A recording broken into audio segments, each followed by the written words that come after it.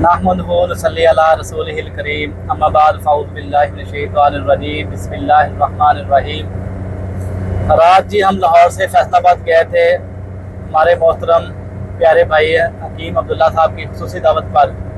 उसके बाद हम गए मोहतरम हमारे यूनिफिकेशन तिब्बी फाउंडेशन के सरपरस्त अलहाज हकीम कासमी साहब के पास, और उन्होंने भी अपना जर्ब नुस्खा पेश किया हीरे का, और मैंने भी हीरे का जर्ब नुस्खा पेश किया। तो अब हम लाहौर वापस जा रहे हैं। सब दोस्तों से दुआओं की दरख्वास्त है। तो कासमी साहब और मेरे प्यारे भाई अब्दुल्ला की खुसूसी याद आ रही है, तो उनकी नज़र एक नुस्खा करता हूँ हीरे का। तो सब दोस्त नोट फरमा लें। जल धनिया का आपने मुकत्तर पानी लेना है 1 पाव। जल धनिया का मुकत्तर पानी लेना है 1 पाव, और 1 ग्राम आप डायमंड ले लें, 2 ग्राम ले लें, 3 ग्राम ले लें, जितनी आपकी ज़रूरत है आप उतना ले लें। तो इसको अच्छी तरह आपने सुर्ख करना है बर्नर गन के साथ, और इसके अंदर आपने देने हैं 220 बजाओ। 220 बजाओ देने हैं। यहाँ ये बिल्कुल पीसक हो जाएगा, आसानी से पीस जाएगा। पीसने के बाद आपने इसको आस्ता आस्ता पीसना है। अगर आपके पास संगे समा का खर ना हो तो हमेशा आपने बिल्कुल आराम आराम से रगड़ाई करनी, वरना ये खरल को खा जाता है। तो अब आपने जल धनिए का ही मुकद्दर इतना डालना है इसके अंदर कि इसकी सिर्फ टिक्की बन जाए। ज़्यादा रगड़ाई करेंगे अगर आपके पास संगे समा का खर नहीं होगा तो ये खरल को खाएगा। तो अब आपने बस अगर 2-3 ग्राम है तो उसके अंदर 50 ग्राम से ज़्यादा पानी डालने की ज़रूरत नहीं है। तो इसकी टिक्की बनाए। टिक्की को अच्छी तरह खुश्क करना है।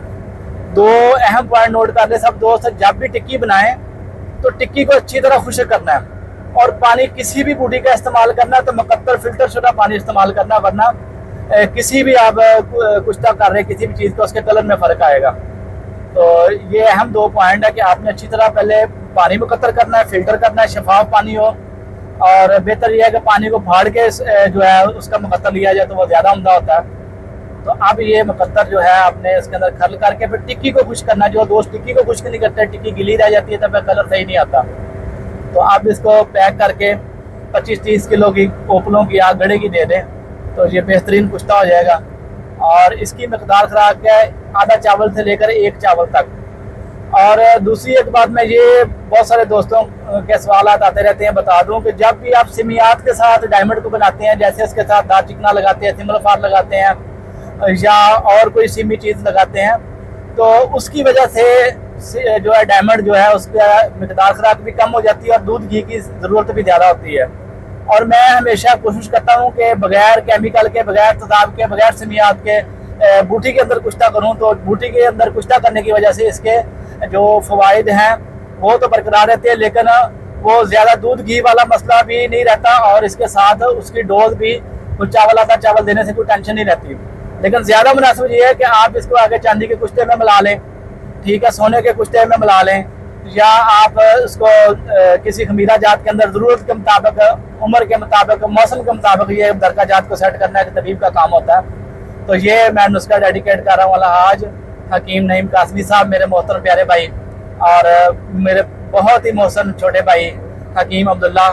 तो ये उनके नाम है। और किसी दोस्त को कोई किसी चीज़ की कन्फ्यूजन हो तो नंबर मेरा नोट फरमा लें, 0300 4930 367। तो हकीम सैयद जाहिद हफीज़। सब दोस्तों से दुआओं की दरख्वास्त है। अस्सलाम वालेकुम व रहमतुल्लाह।